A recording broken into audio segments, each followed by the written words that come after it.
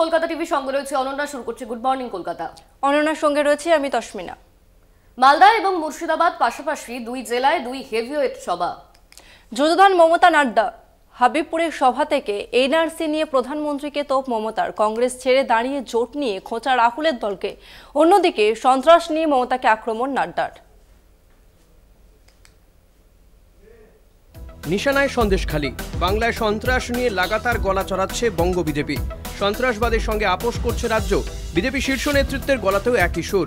শাহ এসে বিঁধেছেন, মোদী আক্রমণ শানিয়েছেন। এবার সন্দেশখালীকে নিশানা করে মমতার সরকারকে এক হাত নিলেন জেপি নাড্ডা। বহরমপুরে জলির বাগানের সভা থেকে মুখ্যমন্ত্রীকে বিঁধলেন বিজেপির সর্বভারতীয় সভাপতি। इसी बंगाल में संदेशखाली की घटना घटी कि नहीं घटी? महिलाओं का उत्पीड़न हुआ कि नहीं हुआ?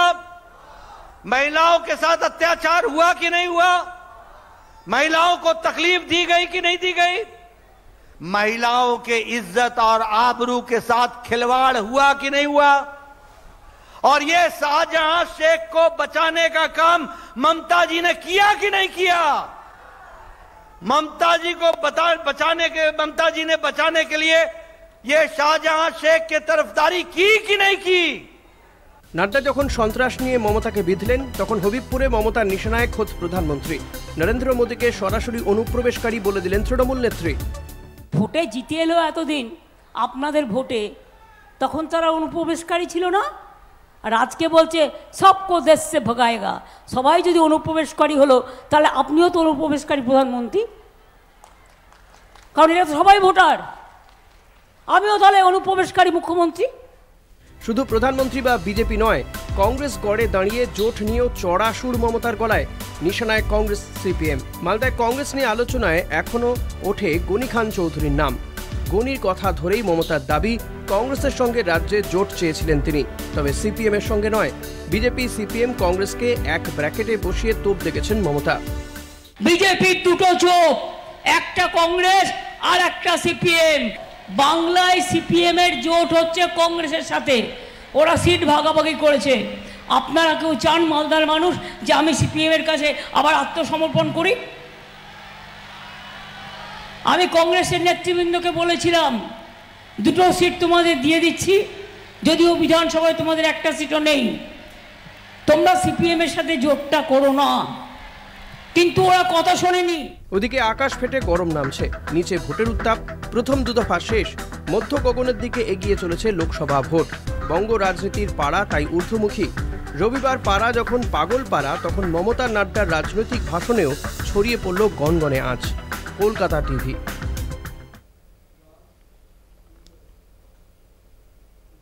নির্বাচন কমিশন নোটিশ ধরালেও প্রধানমন্ত্রী নরেন্দ্র মোদী থেকে বিজেপির শীর্ষ নেতাদের মুখে বেলাগাম।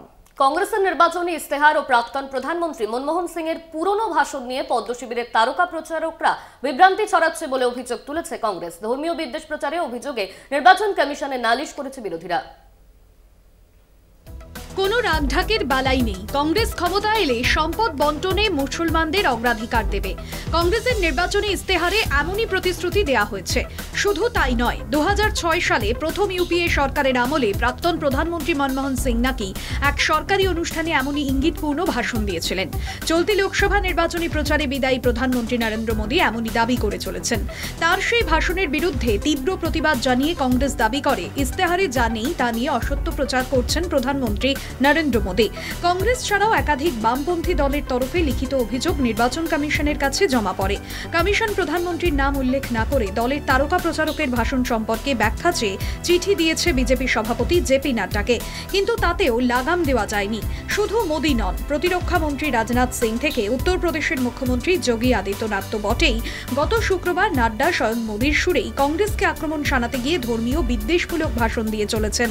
এখনো পর্যন্ত নির্বাচন কমিশন সে বিষয়ে কোনো কার্যকরী পদক্ষেপ করতে পারেনি। জেপি নাড্ডা থেকে রাজনাথ সিং, যোগীর মতো তারকা প্রচারকরা দেশের নানান প্রান্তে মনমোহন সিং এর 2006 সালের ভাষণ নিয়ে অসত্য দাবি করে চলেছেন নির্বাচনী জনসভায়। মোদীর বিরুদ্ধে ঘৃণা ভাষণের অভিযোগে আন্তর্জাতিক মহলেও সমালোচনা শুরু হয়েছে। 2019 সাল থেকে এ পর্যন্ত প্রধানমন্ত্রী মোদীর নামে আদর্শ আচরণবিধি লঙ্ঘনের মোট 27টি অভিযোগ নির্বাচন কমিশনে নথিভুক্ত হলেও একটি ক্ষেত্রেও কোনো পদক্ষেপ হয়নি বলে দাবি বিরোধীদের। গত শুক্রবার কংগ্রেস, সিপিএম সিপিএম লিবারেশন গোষ্ঠীর পক্ষ থেকে রাজস্থানের বানসুয়ারায় মোদীর নির্বাচনী ভাষণ আচরণবিধি লঙ্ঘিত হওয়ার নালিশ জানিয়ে কমিশনের হস্তক্ষেপ দাবি করে। আগামী 29 এপ্রিলের মধ্যে বিজেপি সভাপতিকে মোদীর ভাষণের ব্যাখ্যা চেয়েছে কমিশন, কিন্তু অন্তর্বর্তী সময় মোদী সহ বিজেপির তারকা প্রচারকরা সেই বিদ্বেষ ভাষণ জারি রেখেছে।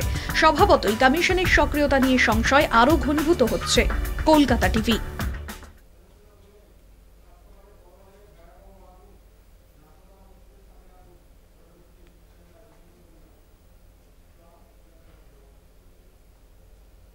সাত সকালে নাখোদা মসজিদের সামনের গুদামে ভয়াবহ আগুন। ঘটনাস্থলে ইতিমধ্যেই এসে পৌঁছেছে দমকলের 10টি ইঞ্জিন। একদমই অনন্য। জানা যাচ্ছে যে প্লাস্টিকের কারখানায় ভয়াবহ আগুন লাগে এবং ঘিঞ্জি এলাকার হওয়ার কারণেই আগুন লেগেছে যেমনটা জানা যাচ্ছে, এবং ভোর রাতেই এই আগুন লাগে। ইতিমধ্যেই দমকলের 10টি ইঞ্জিন পৌঁছেছে ঘটনাস্থলে। নাখোদা মসজিদের সামনের গুদামে ভয়াবহ আগুন। শহর কলকাতায় ফের সাত সকালে আগুন লাগার ঘটনা। ইতিমধ্যেই ঘটনাস্থলে এসে পৌঁছেছে দমকলের 10টি ইঞ্জিন। আগুন নিয়ন্ত্রণে আনার কাজ চলছে। আপনাদের সেই ছবি দেখাচ্ছি। সাত সকালে বড়বাজারে ভয়াবহ আগুন। নাখোদা মসজিদের সামনে প্লাস্টিকের গুদামে ভয়াবহ আগুন। ঘটনাস্থলে দমকলের 10টি ইঞ্জিন এসে পৌঁছেছে। আগুন নিয়ন্ত্রণে আনার কাজ চলছে। ঘটনাস্থলে এসে পৌঁছেছেন সুদীপ বসুও। ঘটনাস্থলে রয়েছে ইতিমধ্যেই দমকল মন্ত্রী সুজিত বসু। তিনি এসেছেন, স্থানীয় বাসিন্দাদের সঙ্গে কথা বলছেন। তবে কি কারণে আগুন লাগলো তা এখনো স্পষ্ট নয়। আপনাদের আরো একবার জানিয়ে রাখবো, নাখোদা মসজিদের সামনে প্লাস্টিকের গুদামে ভয়াবহ অগ্নিকাণ্ড। আপনারা দেখতে পাচ্ছেন ভস্মীভূত হয়েছে গোটা প্লাস্টিক কারখানা। ইতিমধ্যেই ঘটনাস্থলে পৌঁছেছে দমকলের 10টি ইঞ্জিন। আগুন নিয়ন্ত্রণে আনার চেষ্টা করছে তারা। এখনো পর্যন্ত ঘটনাস্থলে উপস্থিত রয়েছে দমকল মন্ত্রী সুজিত বসু। নাখোদা মসজিদের সামনের প্লাস্টিকের গুদামে ভয়াবহ আগুন। ঘটনাস্থলে দমকলের 10টি ইঞ্জিন এসে পৌঁছেছে। আগুন নিয়ন্ত্রণে আনার কাজ চলছে। দমকল মন্ত্রী সুজিত বসু তিনি ঘটনাস্থল পরিদর্শন করছেন। ঠিক কি কারণে আগুন লাগলো তা এখনো পর্যন্ত জানা যায়নি। শহর কলকাতায় ফের সাত সকালে বড়বাজারের প্লাস্টিকের গুদামে ভয়াবহ আগুনের ঘটনা। ঘটনাস্থলে দমকলের 10টি ইঞ্জিন এসে পৌঁছেছে। আগুন নিয়ন্ত্রণে আনার কাজ চলছে। দমকল মন্ত্রী সুজিত বসু তিনি ঘটনাস্থলে এসে পৌঁছেছেন।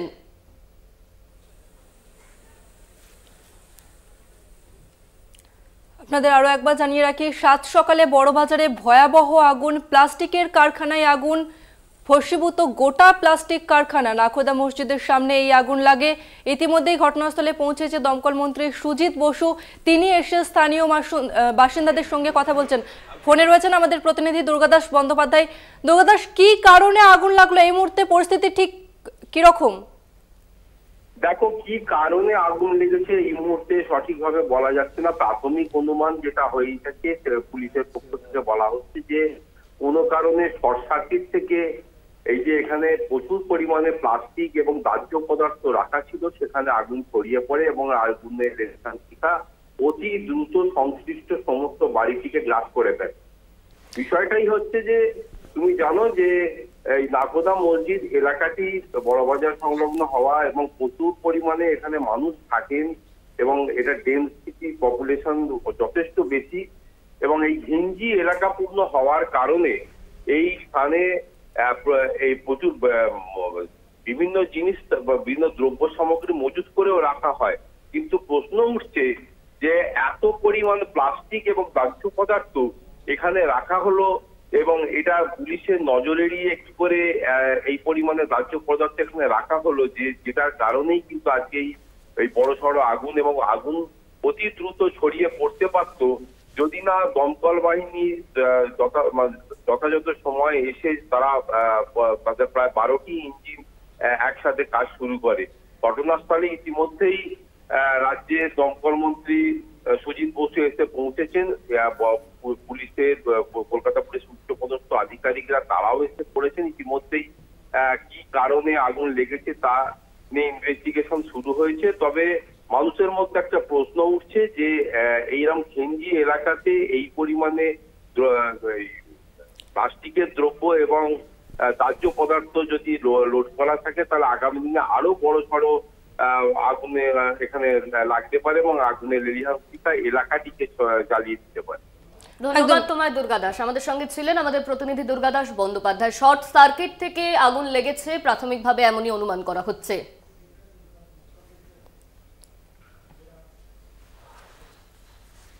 গুড মর্নিং কলকাতায় এখন সময় একটা বিরতির। ফিরছি বিরতির পর, সঙ্গে থাকুন। ফিরে এলাম বিরতির পর। ভোটের আবহে একের পর এক রাজনৈতিক সংঘর্ষে বাগুইআটি থেকে কসবা, দুর্গাপুর থেকে কেতুগ্রাম, তাহেরপুরে উত্তেজনা। পরিস্থিতি সামলাতে কোথাও নামে পুলিশ, কোথাও নামানো হয় র্যাফ।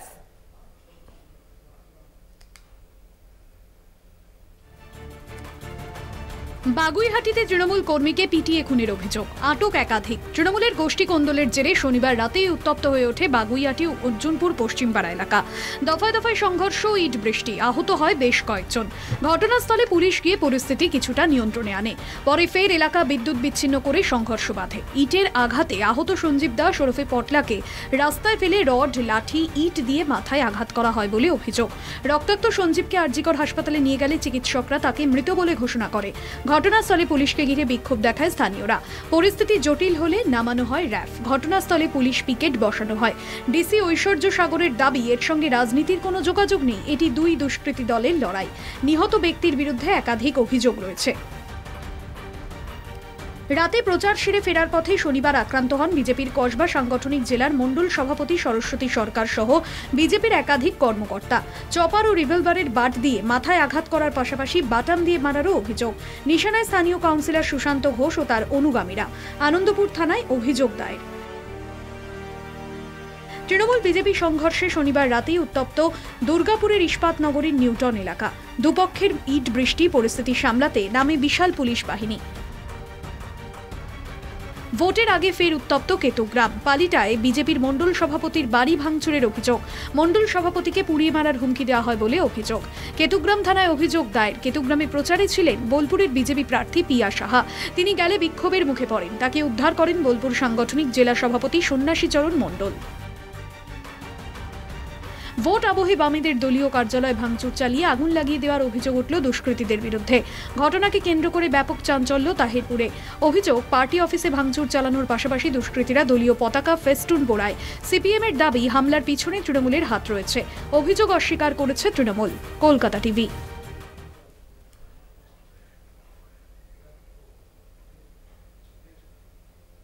এখন সময় আরো একটা বিরতির।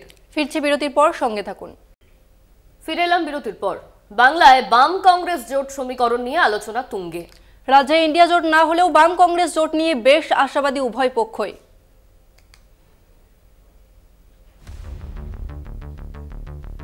বাংলায় ইন্ডিয়া জোট না হলেও চোট বেঁধে লড়ছে বাম কংগ্রেস। বিভিন্ন জায়গায় প্রচারে, মনোনয়নে বামের সমর্থনে কংগ্রেস প্রার্থীদের এবং কংগ্রেসের সমর্থনে বাম প্রার্থীদের দেখা যাচ্ছে। দুই দফার নির্বাচনের পর বিভিন্ন কেন্দ্রে বামেরা নিজেদের প্রার্থীর সমর্থনে হেভিওয়েটদের প্রচারে নামছেন। দিল্লি থেকে ছুটে আসছেন পলিট ব্যুরো সদস্যরা। হচ্ছে শোভাযাত্রা, পা মেলাচ্ছেন মিছিলে। এটা একটা সঠিক কথা कि এবার बीजेपी टीएमसी हटाओ, लाल को लाओ, इंडिया को लाओ, सायरा को जिताओ। এটা হচ্ছে মানুষের দিলের মাথায় একটাই স্লোগান। কেন?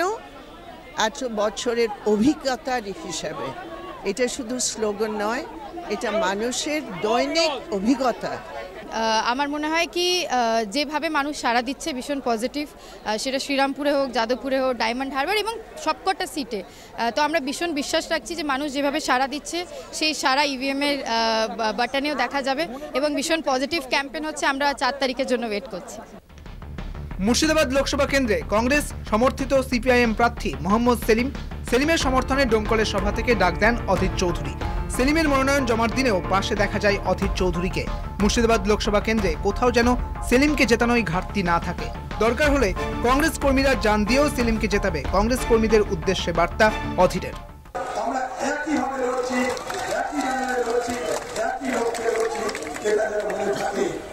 কোথাও মুর্শিদাবাদের কোথাও, এই মুর্শিদাবাদ লোকসভার কোথাও যেন মোহাম্মদ সেলিমকে জেতানোর জন্য কংগ্রেস কর্মীদের বক্তব্যে কোনো ত্রুটি না হয়। দরকার হলে জান দিয়ে দিও, কিন্তু সেলিমকে এখান থেকে দিও। অধীর চৌধুরীর মনোনয়নের দিন মীনাক্ষী মুখার্জিকে দেখা যায়। রাজ্যের বাম কংগ্রেস জোটকে সমর্থন করল ইন্ডিয়ান ন্যাশনাল লীগ। শনিবার মুর্শিদাবাদ লোকসভা কেন্দ্রের কংগ্রেস সমর্থিত সিপিআইএম প্রার্থী মোহাম্মদ সেলিমের উপস্থিতিতেই সাংবাদিক সম্মেলনে একথা ঘোষণা করা হয়। কলকাতা টিভি।